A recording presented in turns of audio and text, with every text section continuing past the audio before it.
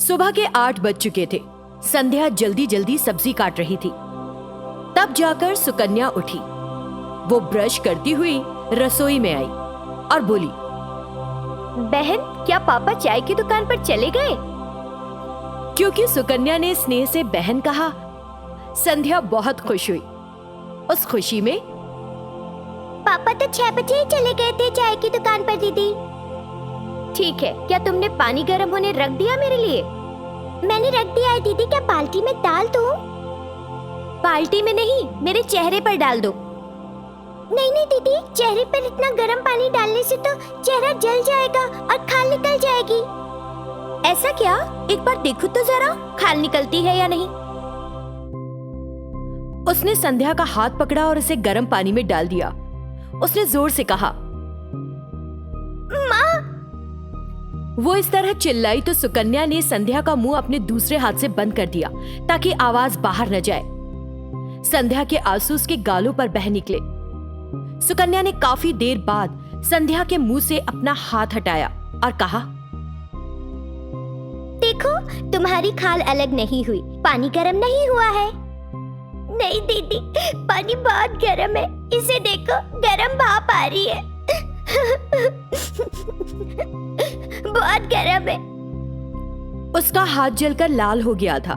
संध्या को दर्द हो रहा था। सुकन्या को इस बात की जरा भी परवाह नहीं थी। उसने कहा, बाथरूम में रख दो गर्म पानी। उसने कहा तो संध्या तुरंत बाथरूम में गई। एक बाल्टी लाई, बाल्टी में पानी डाला और उसे बाथरूम में रख दिया। जब तक मैं नहाकर वापस आऊं, टिफिन तैयार हो जाना चाहिए, नहीं तो।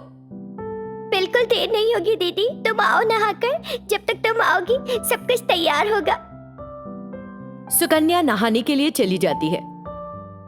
जले हुए हाथ से संध्या रसोई से टिफिन और अचार लेती है और उन्हें खाने की मेज पर रखती है।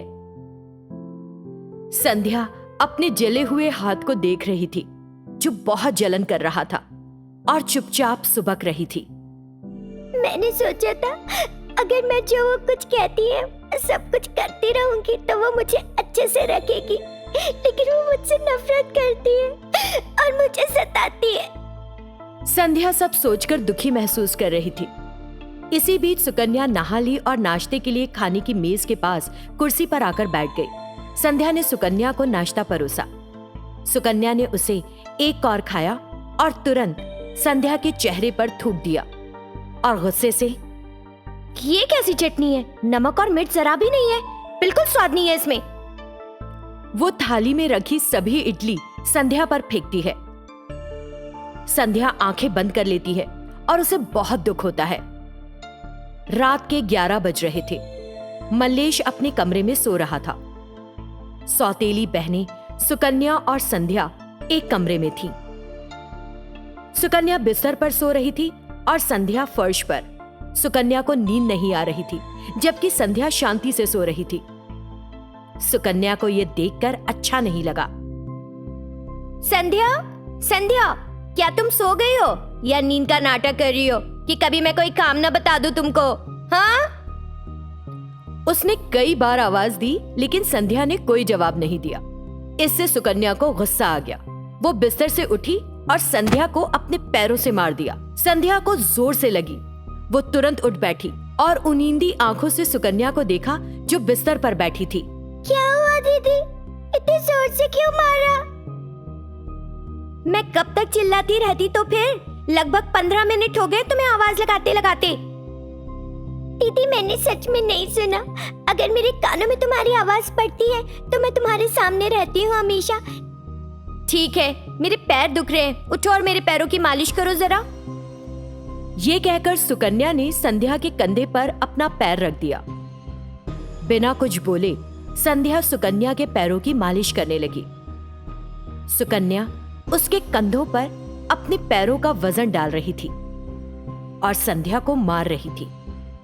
संध्या, जो इसे सहन नहीं कर सकी, बोल पड़ी, दीदी, मेरा कंधा दुख रहा है, इसे मारो तो मत ना मुझे, प्लीज।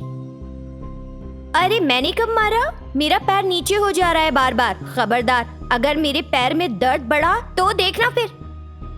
उसने अपने पैरों से संध्या के कंधे पर मारना शुरू रखा। संध्या उसे सहन करते हुए सुकन्या के पैरों की मालिश कर रही थी। सुकन्या से ये भी बर्दाश्त नहीं हुआ और गुस्से से उसने संध्या को जोर से लात मारी। संध्या नीचे गिर पड़ी।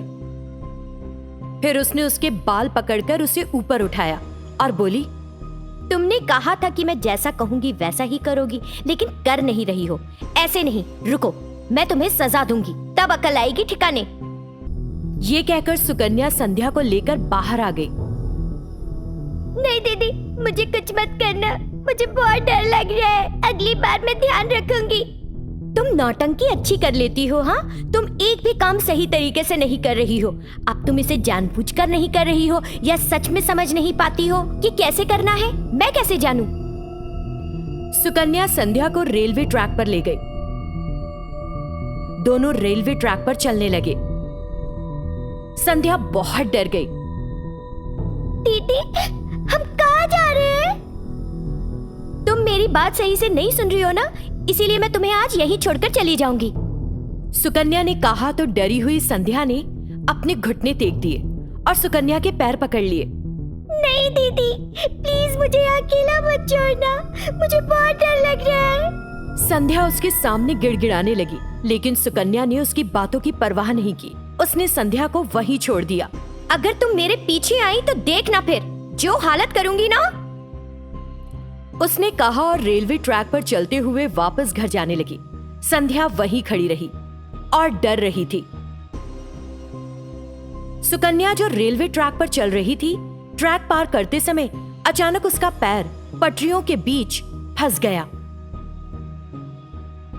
मॉम! सुकन्या जोर से चीखी। उस आवाज को सुनकर संध्या सुकन्या के पास दौड़कर आई। सुकन्या का पैर पटरियों के बीच फंस गया था और ट्रेन के आने की आवाज आ रही थी। उस आवाज को सुनकर संध्या और सुकन्या दोनों बहुत घबरा गईं। ओह, मैं संध्या को डराने धमकाने के लिए यहाँ लाई थी, लेकिन अब मेरा पैर ही पटरियों के बीच फंस गया। ट्रेन भी आ रही है शायद। संध्या और सुकन्या दोनों पसीने पसीने हो रही थी। ट्रेन की आवाज पास आ रही थी। अपनी बहन सुकन्या को बचाने के लिए संध्या इधर उधर देख रही थी। उसे कुछ दूरी पर ट्रैक बदलने के लिए एक लीवर दिखा। बिना एक भी पल गवाए वो वहां गई। सामने से ट्रेन आ रही थी। संध्या उस जगह पहुंची जहां ट्रैक बदला जा सकता था। उसने उसे पकड़ लिया और जोर लगाकर नीचे खींच लिया। ट्रेन को उसकी ओर आते हुए देखकर, भगवान मुझे बचा लो प्लीज। सुकन्या ने डर के मारे अपनी आंखें भींच ली। ट्रेन उसके पास की पटरी से निकल गई। ये देखकर सुकन्या ने एक गहरी सांस ली। सुकन्या ने अपनी बहन को दिल से धन्यवाद दिया।